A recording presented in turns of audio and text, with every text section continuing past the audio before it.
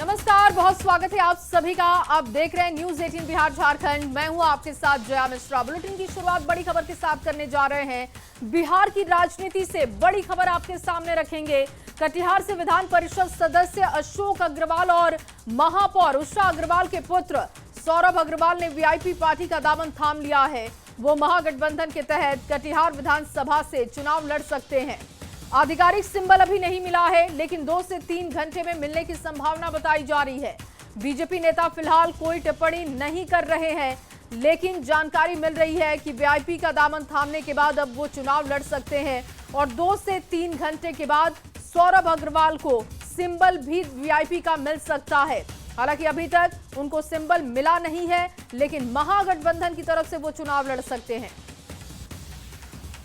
जब जब आपको लगता है कि बिहार की राजनीति को आप समझ चुके हैं, तब तक बिहार की राजनीति आपको झटका देता है। फिलहाल कटिहार से जो अजब गजब खबर आपको बता रहे हैं, इस बात के ये तस्दीक करने के लिए काफी है। ये विधान पार्षद अशोक अग्रवाल के आवास है और उषा अग्रवाल जो उनकी धर्मपत्नी है और अपने बेटा सौरभ अग्रवाल और गौरव अग्रवाल के साथ इसी आवास में रहते हैं। लेकिन अब सबसे बड़ा चौंकाने वाला अपडेट यह है कि अब सौरभ अग्रवाल जो एमएलसी अशोक अग्रवाल के सुपुत्र हैं, वीआईपी के दामन थाम चुके हैं और वीआईपी के सदस्यता ले चुके हैं। और चर्चा यह है कटिहार से महागठबंधन के प्रत्याशी सौरभ अग्रवाल बनेंगे। हालांकि आधिकारिक रूप से इसकी घोषणा नहीं हुआ है और 2 से 3 घंटे के अंदर उनका जो सिंबल अलर्ट हो सकता है, यह चर्चा है। हालांकि हम लोगों ने अशोक अग्रवाल से भी संपर्क किया, उन्होंने आधिकारिक रूप पे इस पर कुछ भी बताने के लिए तैयार नहीं। लेकिन राजनीति का खेल या राजनीति का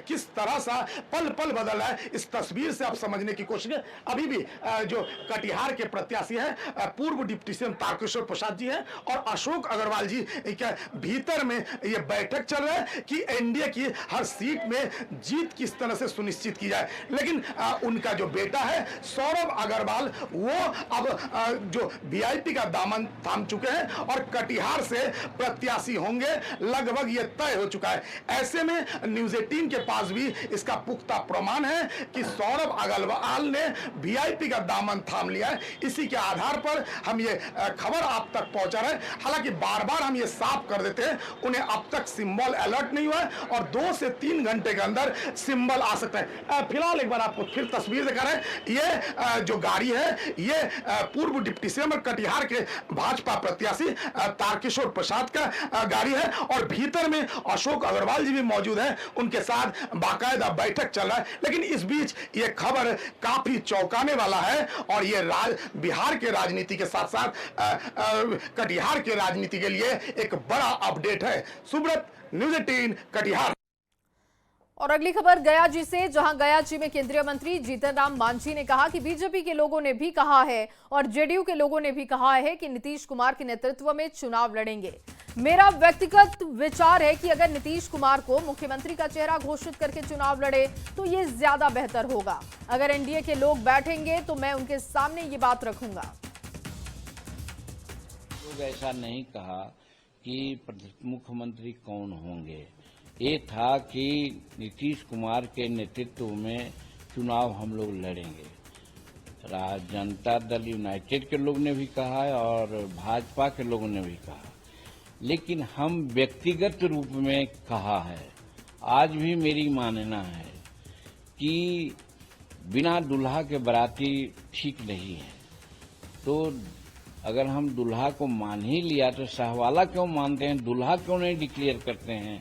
यानी नीतीश कुमार को मुख्यमंत्री का पद डिक्लेयर करके चुनाव लड़ें तो ज्यादा अच्छा है, मेरा व्यक्तिगत राय है।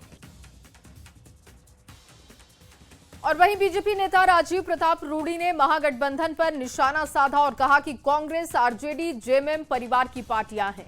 परिवार की पार्टियों में कभी आपसी समझौता नहीं होता, वहां वर्चस्व की लड़ाई होती है। मुझे नहीं लगता कि वहां किसी प्रकार का गठबंधन आपको दिखेगा। एनडीए की सरकार बनेगी। महागठबंधन, देखिए आप सब लोग इस बात को भूल रहे हैं कि महागठबंधन पॉलिटिकल पार्टियों का गठबंधन नहीं है। राष्ट्र के स्तर पर कांग्रेस पार्टी परिवार की पार्टी है, वो है। राज्य के स्तर पर लालू की पार्टी है, वो भी एक परिवार की पार्टी है। और आप जेएमएम की भी बात कर रहे हैं, वो भी एक परिवार की पार्टी है।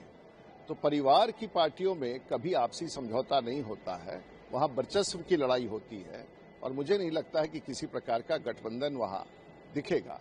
लेकिन एनडीए को या भारतीय जनता पार्टी को कोई बहुत मतलब नहीं है। भारतीय जनता पार्टी एनडीए की सरकार बनेगी, नीतीश कुमार और नरेंद्र मोदी के नेतृत्व में तेज गति से बढ़ रही है।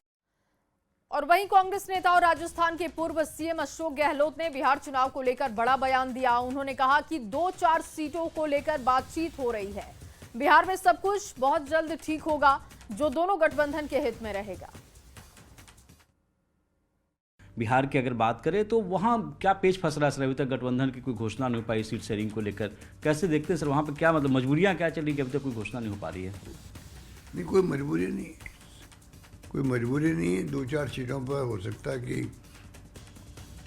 कन्फ्यूजन हो या बातचीत चल रही हो, वरना मैं समझता हूँ कल तक स्पष्ट हो जाएगा।